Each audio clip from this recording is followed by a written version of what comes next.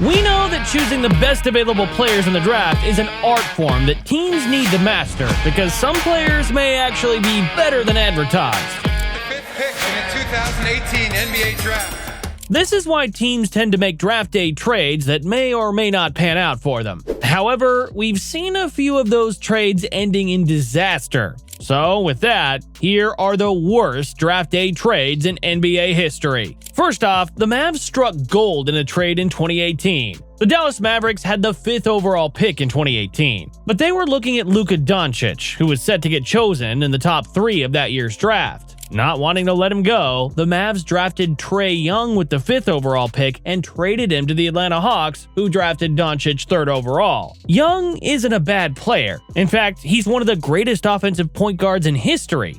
But while he may be a superstar, he simply isn't at Luka Doncic's level as a truly elite megastar. Some would say that it was a win-win trade between the two teams, but it was obvious that they were simply in denial because Doncic is far better than Young because he has made the NBA Finals at a young age and is likely to win a title before Trae does. But as you'll see later in the video, this wasn't the only draft day steal by the Mavs. Meanwhile, the Utah Jazz got a franchise star for some role players.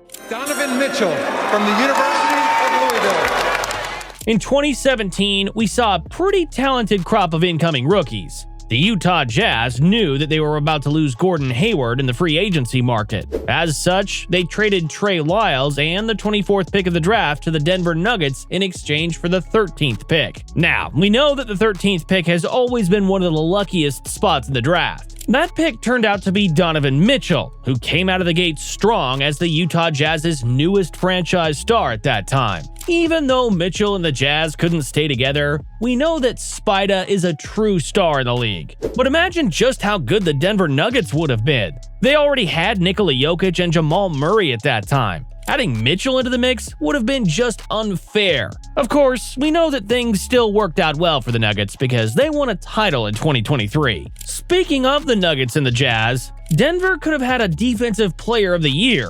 In 2013, the Denver Nuggets were still trying to recover from the Carmelo Anthony era. Can't be giving it up and struggling to find a good crop of players to build a franchise around. During the draft, they selected Rudy Gobert late in the first round. But Gobert never got to play for the Nuggets, as he got traded to the Utah Jazz for a second-round pick and cash considerations. Of course, we know that Gobert eventually turned into the modern-day Dikembe Mutombo and is a 4-time Defensive Player of the Year. The Nuggets missed out on a defensive gem. Then again, as mentioned, things turned out well for them because they drafted Jokic in the second round a year later, basically fixing their mistake in 2013. Then, in the 2000s, the Bulls could have had a franchise player. The Chicago Bulls struggled hard to be relevant after the Michael Jordan era ended in 1998. They couldn't get a true star during the 2000s because of bad decisions on the part of the front office. One of the worst decisions took place in 2006 when they drafted LaMarcus Aldridge with the 2nd pick, but eventually traded him to the Portland Trail Blazers for Tyrese Thomas and Victor Carapa.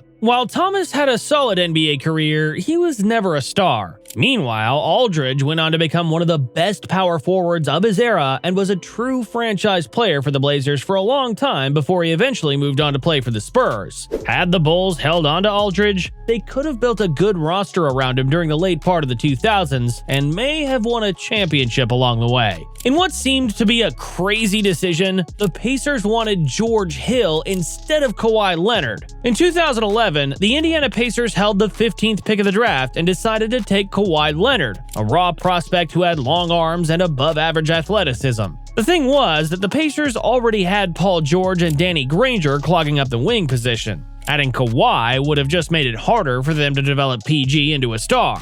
As such, they traded Leonard to the San Antonio Spurs in exchange for George Hill because they needed a strong point guard. Hill went on to have a good career with the Pacers, leading the team to the playoffs a few times. However, Kawhi went on to become a 2-time Defensive Player of the Year and a 2-time Finals MVP in the 2 championships that he won. He is one of the greatest two-way players the league has ever seen, and it's clear that the Pacers fumbled the ball with that decision to trade for Hill. They could have had Kawhi playing with PG, and we know that this tandem has been doing well because both those players teamed up for a handful of years as members of the LA Clippers. Then, in 2017, the Sixers traded picks with the Boston Celtics. In 2017, the basketball world debated between Markelle Fultz and Lonzo Ball in terms of who between them was the better point guard in the collegiate ranks. The Philadelphia 76ers had the third overall pick and were certainly going to miss out on both Fultz and Ball because they were both going to get taken as the first two picks in 2017. Meanwhile, the Boston Celtics had the first pick and already had a starting point guard. The Celtics knew that the Sixers were willing to trade up to get either Fultz or Ball because they needed a point guard. As such, Boston traded the first overall pick for the Sixers' third overall pick because they were eyeing Jason Tatum, who was projected as the third best prospect of that draft. The Philadelphia 76ers select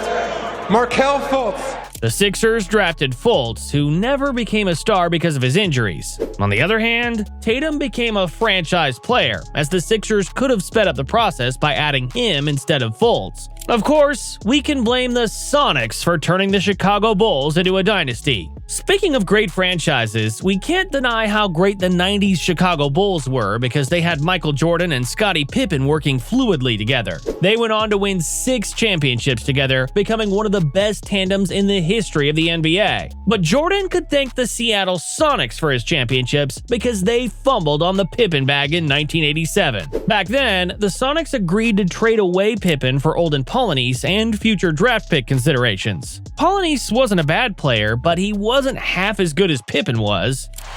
Myers for Pippen. Whoa, a faithful! Meanwhile, the Bulls turned into one of the greatest dynasties of all time thanks to the Jordan and Pippen duo. Who knows what would have happened to Jordan's career if the Sonics hadn't traded away Scottie in 1987?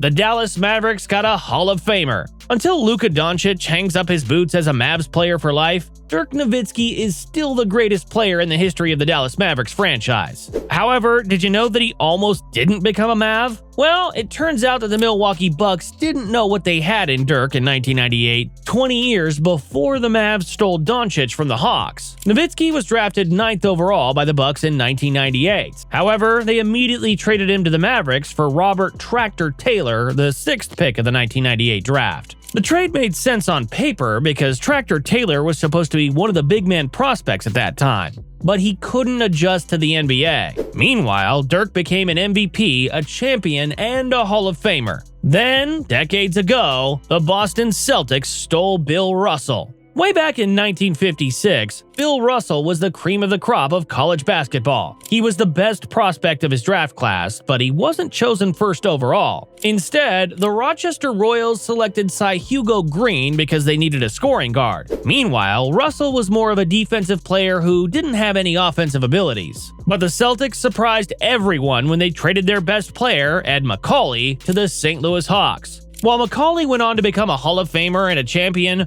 Russell took the league by storm, becoming the best player in the NBA until Wilt Chamberlain came along. However, Russell turned the Boston Celtics into a dynasty, winning 11 championships. Rest in peace to the greatest winner in the history of the NBA. Finally, the Hornets traded Kobe Bryant for Vlade Divac. Of course, we're also paying our respects to the Black Mamba himself, Kobe Bryant, who was chosen 13th overall in 1996. However, the Lakers never drafted Kobe. Instead, the Charlotte Hornets were the ones who took him out of high school with the 13th pick. Still, they traded Kobe on draft day to the Lakers in exchange for Vlade Divac, a capable inside presence as a center. We all know how Kobe turned himself into one of the best players of all time, winning 5 championships and turning the Lakers into a dynasty together with the likes of Shaquille O'Neal and Pau Gasol. A basket equals a 50-point game. Kobe underneath. He's got 50.